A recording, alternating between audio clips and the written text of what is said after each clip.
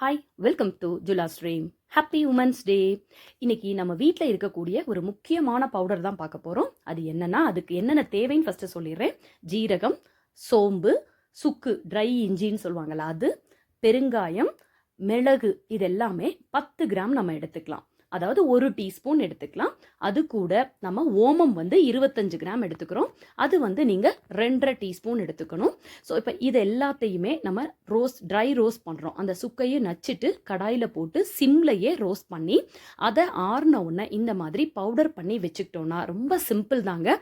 But நிறைய விஷயத்துக்கு இது உங்களுக்கு பயங்கரமாக ஹெல்ப்ஃபுல்லாக இருக்கும் வீட்டில் இருக்கிறவங்களுக்கு. அதாவது வயிறு பொறுமலாக இருக்குது, வயிறு அப்படி கல் மாதிரி இருக்குன்னு சொல்லுவாங்க, நிறைய சாப்பிட்டுட்டேன்னு சொல்லுவாங்க, டைஜஷன் ஆகலம்பாங்க, கேஸ் ட்ரபிளாக இருக்கும்பாங்க. எல்லாத்துக்குமே இந்த பவுடர் பெஸ்ட்டு ரெமெடிங்க. உங்களுக்கு டைஜஷனுக்கு இது ரொம்ப யூஸ்ஃபுல்லாக இருக்கும். இது நம்ம மோர்லையோ தண்ணியிலையோ கலந்து குடிக்கலாம். மோர் பெஸ்ட்டு. ஒரு டம்ளர் மோருக்கு நம்ம ஒரு ஐஸ்கிரீம் ஸ்பூனில் 1 ஸ்பூன் எடுத்து மிக்ஸ் பண்ணிவிட்டு குடித்தோம்னா 10 நிமிஷத்தில் சூப்பரான ரெமெடியாக இருக்குங்க.